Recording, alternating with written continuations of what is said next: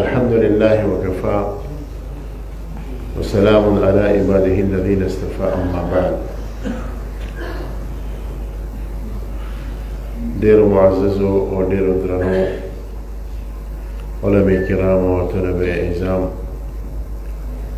بالخصوص د مجلس ګلي سرسب جناب فضيلة الشيخ حضرت مولانا مفتی غلام قادر صاحب دعوت برکاتهم العالیہ او دې مجلس کې تشریف فرما د مخامخ سټیج باندې ډېرو موقر او محترمو ګڼو علماء کرام چې په چېرې د هغوی حضراتو نوم زه اخلم نو دا به د توالت باعث وي،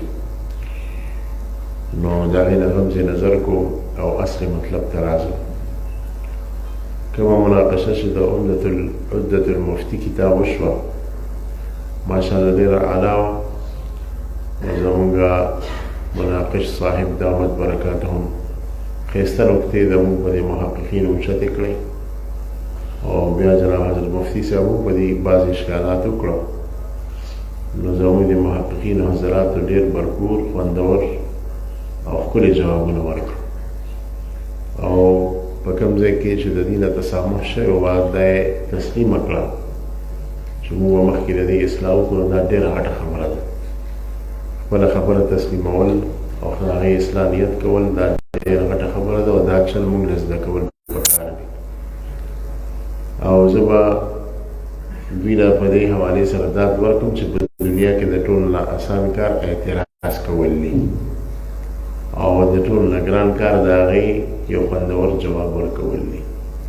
نو دغه طالب علمانو ملګرو ته او محققین حضرات ته زه صد مبارکبادي ورکوم او بیا د دې مجلس چې انعقاد کوم حضراتو کړی دی زموږ د جامع دارالعلوم حقانیه محتمم صاحب جناب حضرت مولانا انور الحق صاحب اطال الله بقاءه بخیر و عافیه، جناب حضرت مولانا راشد الحق صاحب او د دغې جامعي رکواله چې کوم دي که منتظمین دي اصحاب الحل والعقد دی چې حقاني خاندان دی، نو هم د دوی نه دا تمه کول پکار دی چې کوم کارونه دي اعلی اعلی کوي، الله دې دا خاندان دا سوری په دې امت باندې همیشه باقي وساتي. حقیقت دا دی چې مخطوطاتو باندې تحقیق کول په دنیا کې ګران کار دی او دا زمونږ یو ډېره غټه خوشنصیبي ده چې زمونږ اسلافو زمونږ دا کتابونه او قلمي نسخې باقي ساتلي دي. او عجیبه خبره دا ده چې الله تعالی څنګه د قرآن حفاظت کړی دی بلکې د غیرو په زړونو کې قرآن محفوظ کړی دی. چنانچه تاریخ لیکلی دی چې بعضې عیسایانو ته هم قرآن یاد و، د قرآن حافظان عیسایان تیر شوي دي. ابراهیم یازجي دا مشهور عیسایی په بیروت کې اوسېدو او دا نسل در نسل عیسایی و کرسچین و لیکن د قرآن حافظ و. الله د هغو په زړونو کې قرآن محفوظ پاتې کړی دی او مسلمانان خو هسې قرآن محفوظ ساتي په سینو کې. دقه حال زموږ د دې قلمي کتابونه دي چې الله تعالی د دې حفاظت څنګه د مسلمانانو په ذریعې کړې ده د کفارو په ذریعې هم کړې ده. دا به تاسو ته معلومه یا به نه معلومه چې دې وخت کې د قلمي کتابونو ډېرې زیاتې د زرګو د لکاو په تعداد کې نسخې دا په مغربي او یورپي ملکونو کې محفوظې دي او زموږ اسلامي کتابونه دي. د امریکې برنسټن یونیورسټي ده د هغې کتابخانه په ډېرو غټو قلمي اسلامي کتابونو باندې مشتمله ده. د هغې صرف فهرست په 12 جلده کې د سعودي نه چاپ شو او دا د امریکې یو یونیورسټي ده د هغې کتابخانه په اسلامي قلمي نسخو باندې مشتمله ده چې د هغې فهرست صرف په 12 جلده کې چاپ شو. یو پیره ما هغې کې د علامه بیری صاحب رحمه الله مشهور حنفي تیر شوی دی، د دې الاشباح والنظائر شرح لیکلې ده، نور کتابونه لیکلي دي. نو د هغه وړو وړو اجزای فقهیو باندې رسایل لیکلي دي، د هغه مخطوطې پکې ما شمار کولې.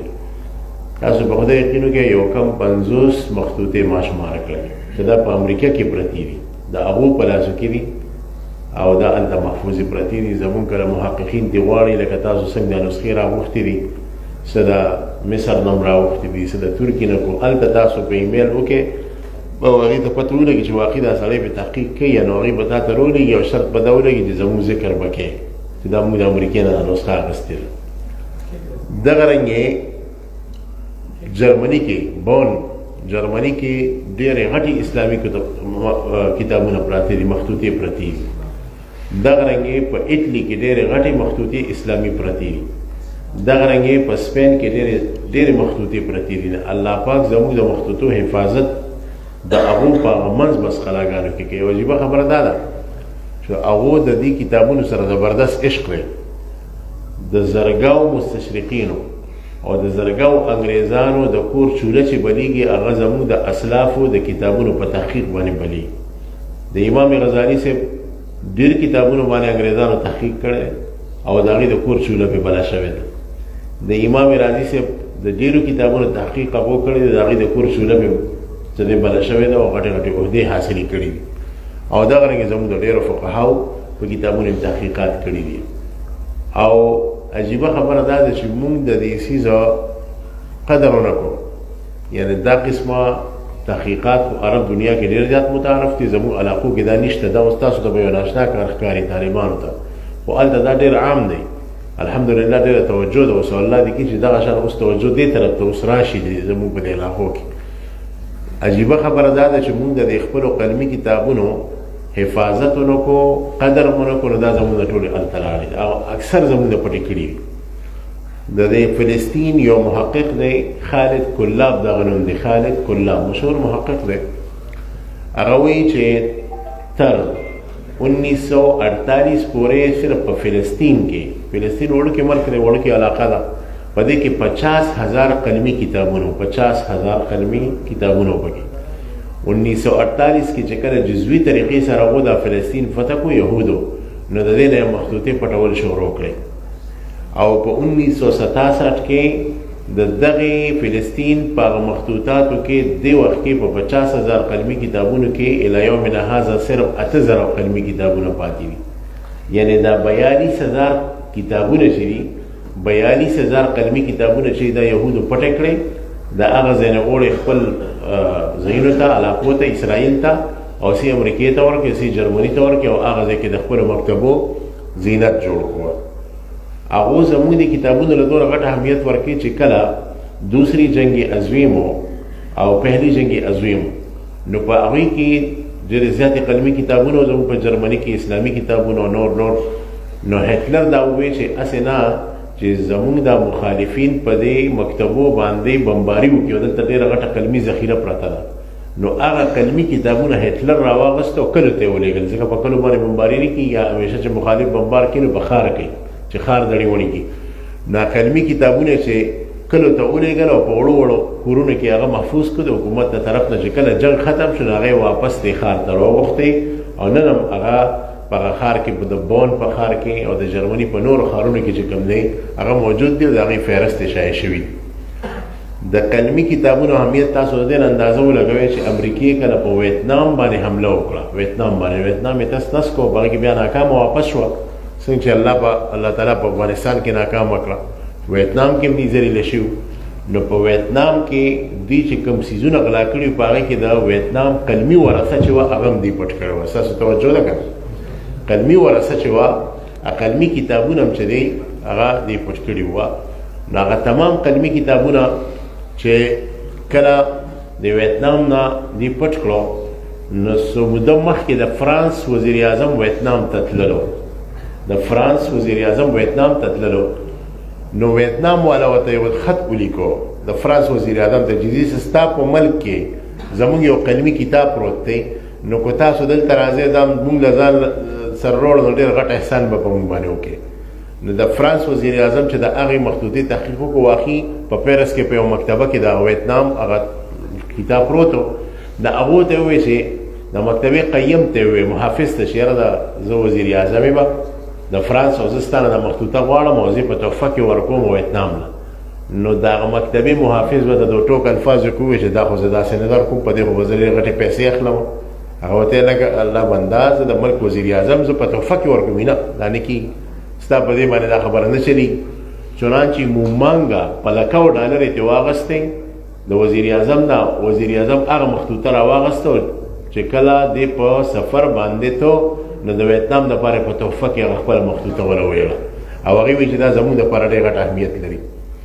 بدقسمتي دا ده چې زموږ په پاکستان کې د مخطوطو اهمیت نشته، حالانکه دلته د مخطوطو غټ غټ مراکز دي، پیرجنلو کې مخطوطې دي، اوس نیشنل میوزیم کراچۍ کې هغه مخطوطې سره غونډې شوې، او په هندوستان کې دمونه زیات مراکز دي.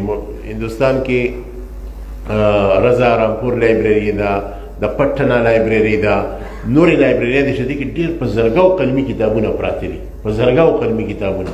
دلته اهمیت نشته.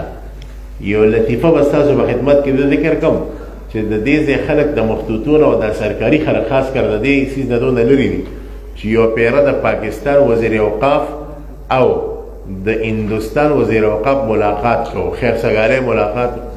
د خیر سګالۍ په ملاقات کې د هندوستان وزیر اوقاف پاکستانی وزیر ته وایي कि आपके यहाँ बहुत सारी चीज़ें हम चाहते हैं कि हिंदुस्तान इसको मुंतकिल करे ताकि दोनों मुल्कों के अंदर मोहब्बत भी बढ़े। आपके यहाँ बहुत नादिर मखतूते हैं, हम उसे हिंदुस्तान ले जाना चाहते हैं। नागा पाकिस्तानी वज़ीर औक़ाफ़ मखतूता न पेजंदा नागा पज़ैन की तूती लगी है अमी मौके चलने की तूती पादिशी नागा वो तो जवाब क्यों चाहिए, हमारे यहाँ जितनी भी तोते हैं आप शौक़ से ले जाइए हमारे यहाँ जितनी भी तोते हैं आप शौक़ से ले जाइए। यानी ददी अजज दा हाल हो जो मखतूता न पेजंदा चे मखतूत स्तवई कलमी किताब स्तवई दोनों ददी मखतूते और दे किताबों ने दुनिया नलरो और वो सरा चे गैर मल्क दे हिंदुआनो मल्क दे मुसलमान पर बतौर अक़लियत दे न वो कलमी किताबों ने चे करने दोनों अहमियत वर्के वाक़या दादा चे जमू असलाफ व बजान पर से कम तुरास प्रेखे दे कलमी किताबों ने शक्ल के न दागी न बदलश्ता ने अमल बदलश्ता सरा दा दे चे दुनिया हवादिसो ډېر حوادث زموږ قلمي کتابونه خوړلي دي. بیا ډاکټر یوسف مراشدي تاسو حواله ورکړه، هغه تحقیق المخطوطات کتاب مقدمه کې لیکي چې دې وخت کې په تمامه دنیا کې د اسلامي قلمي کتابونو تعداد تقریبا 1 کروڑ ته رسي. 1 کروڑ قلمي کتابونه چې دې وخت کې په تمامه دنیا کې موجود دي. او هغه وایي چې تقریبا به مشکله پدې کې 10 लाख قلمي کتابونه باندې تحقیق شوی. نو دا 90 लाख کتابونه چې دي دا لا اوس پورې نور نه دي کتلې، نور نه دي کتلې، داسې بندو مکتبو کې پراته دي. هغه د جامع دارالعلوم محققینو د ازمرو انتظار کوي، هغه د دې علماو انتظار کوي چې څوک په دې کې پیدا شي او په موږ باندې تحقیق وکړي او میدان ته رابرسېره کړي او میدان ته چې کوم دی وروړي. نو دا ډېر یو غټ تعداد وروڼو د کتاب سره خپل تعلق مضبوط کړي. مغرب په دې سیټ زموږ مخکې دی. ما یو ملګري تو وی چې را موږ د عربی کې کتاب چاپ کړو د علامه شامی صاحب نشر العرف فی مسائل العرف د عرف په مسالو دغه کتاب دی. دا موږ 1100 مردان نه چاپ کړو. هغه په یو کال کې چا چاپ کړی او هغه خرڅ شو او هغه جس په چاپ کولو جړل چې دا ما ولې چاپ کو. ولې د عربی کتابونه امیان خو نشي کتلی، مولیان هم ډېر کم ګوري. حالانکه 1100 نسخه دلته چاپ شوی په امریکا کې. زموږ یو شاګرد دی ما ته وویل چې هلته کتاب چاپ کېږي نو کم از کم 6000 یا 12000 نسخې چاپ کېږي او په 3 قسمه پاڼو چاپ کېږي. یو په اعلی پاڼه چې مالدار خلک یې وګوري، هماغه کتاب بیا په متوسطه پاڼه چې متوسط خلک یې ګوري، یو په پور پاڼه بلکل کمزورې پاڼه باندې چې دا غریب خلک هم ګوري. نو یو قسمه کتاب یې د ټولو لاس ته ورسي، مالدارانو لاس ته هم، متوسطې طبقې ته هم او د غریبانانو لاس ته هم ورسي. او هغې د دې کتاب کتابخانو د کتابونو دونه زیات شوقان دي. شیخ الاسلام مفتی تقی اسماعیلي صاحب دامت برکاتهم العالیه جهان دیده کې دا واقع لیکلی دی. تاسو وګورئ چې زه مغرب ته یورپ ته یو ملک ته تللی وم، نو هلته مې د یو مستشرق د یو انګریز کتابخانه کته. نا کتابخانه کې هغه عجیبه کار دا کړی چې داسې جیلونه یې جوړ کړي وه او هر جیل ته به یې تاله لګولې وه. نو ما ته تپوس وکړه چې دا جیلونه تا سره جوړ کړي دي. ما ته ویل چې اصل کې دا جیلونه مې دې دپاره جوړ کړي چې څوک دا قلمي کتابونه ګوري نو زه ولې زیات ورکړم خو دې کې داخل کړم د بار نه پسې تاله ولګوم چې څه ته دا مخطوطه پټه نه کړي. او بیا وایي چې په دې فیصله زه ځکه مجبوره شویم چې زما لور وه نو په هغې باندې یو هلک مین شو. نو هغه هلک پې مین نه خو هغه ته دا قلمي کتابونه بس طریقې اخیستلې. زما دې لور ته وایي چې ستاسو په کتابخانه کې دا پلانکې قلمي کتاب پروت دی، دا مې پکار دی. وي زما لور ته خو اهمیت نه معلوم. وي هغې به ولا قلمي کتاب ورکړو او به ځان له بیا په لکو ډالرو خرڅ کړو. نو یې زه لور غرق کړی یم. د دې وجه نه ما اوس دا پنجرې جوړې کړي دي چې څوک راځي نو په دې پنجره کې به بندوم او دا کتاب به مطالعه کېږي، نه دې نه بغیر د کتاب د مطالعې ولا موقع نه ورکوم. ګوره د قلمي کتابونو دونه غټ اهمیت دی. لہذا درخواست تاسو په خدمت کې دا دی چې دې سیز لا دې تراث له اهمیت ورکړئ، دې ته متوجه شئ. زه صد مبارکبادي ورکوم دې محققینو حضراتو ته. ما وکتو مخطوطه بېشکه کمې پکې شته، خو دا د دې اول وهله ده، اول قدم دی او د رستنو خلکو دپاره ډېر څه پرېښي دي. نو ماشاءالله ډېر ښه دی. پکار ده چې دا مخطوطه د دې نه علاوه چې څنګه مفتي صدیق الله صاحب وایي چې 3 کتابونه باندې موږ کار کړی دی، دا د بار نه چاپ شي، داراللباب نه چاپ شي، د دارالریاحین نه چاپ شي، دا د اردن د ترکي سټنډرډ ادارې دي، بهترین ادارې دي. دلته چې کتاب چاپ شي د دنیا ګوټ ګوټ ته په 10 ورځو کې ورسي. نو که دا کتابونه د هغه ځایونو نه چاپ شو نو د کتابونو خیر به ټولې دنیا ته چې کوم دی ورسي. زما په خیال چې دا خبرې به کافي. په دې موضوع خو ډېرې خبرې دي. مخکې ما د تخصص فی الحدیث والا ملګرو سره د نشست اخلم کله کله او دې حوالې سره خبرې کوو، خو د دې نه د عام ملګري عام طالبان د عامو درجو والا خبرول پکار دي. نور د حضرت مفتي صاحب دامت برکاتو په مخکې ما له کوشش وکړه، که څه زمانه تجاوز شوي غلطي شوي زه د هغې پیشګي معافي غواړم. الله رب العزت دې مونږ تاسو نه د اسلام او د دین خدمت په اخلاص سره تر مرګه پورې واخلي. او زه دا یو خبره اخره کې کوم، کو چېرې دې وخت کې حضرت امام شهید مولانا سمیع الحق صاحب رحمه الله ژوندی وي نو کېدای شي هغه د خوشحالۍ نه په کپلو کې هم نه وځای شوي، ځکه چې هغه دا میدان د دې څیز نه ډېر زیات خوشحاله به و. او اکثر به چې ما سره ملاقاتونه شو، مولانا اسامه صاحب ناست دی چې هغه زما مکتبې ته راغلی و، حضرت مولانا عبدالقیم حقانی صاحب و مولانا قاسم صاحب والد صاحب. نو یو کتاب به ورته ما ناشنا خو نو د دې والد صاحب ته چې مولانا عبدالقیم صاحب زما د زړه غواړي چې باقي ماله دلته ته کټ واچوي، زه د دې ځای نه د زندګۍ اخري لمحې پورې نه وتل غواړم، زه وایم چې مرګ هم په دې مکتبه کې ماله راشي. او ما مولانا صاحب یو کتاب ورکړو، زموږ یو ملګري پې تحقیق کړی، ذکر اجازات الحدیث فی القدیم والحدیث د شیخ عبدالحق محدث دهلوي صاحب د استادانو حالات دی پکې ثبت دی. نو ما ته دوی وویل چې تر دلته مې ورکو او اسلام آباد پورې چې رسېدلو تقریبا د 500 صفحې کتاب یې تقریبا ټول کتلی و په لاره باندې، دونه سریع المطالعه سړی و. نو داسې قسمه خلک دې جامعې پیدا کړي دي او دې جامعې ته چې کوم دی خپل روح ورکړی، وینې ورته ورکړې ده، دې جامعې ته چې کوم دی خپل زړه ورکړی. په کار ده چې د دغې نسبتونو مونږ قدر وکړو او چې کله مونږ پسې د حقاني نوم وتړلی شو نو په کار ده چې مونږ په دې میدان کې ځان مخکې کوه. الله رب العزت دې مونږ تاسو له په دې خبرو د عمل کولو توفیق راکړي، په دې باندې اکتفا کوو. واخر دعوانا الحمد لله رب العالمين.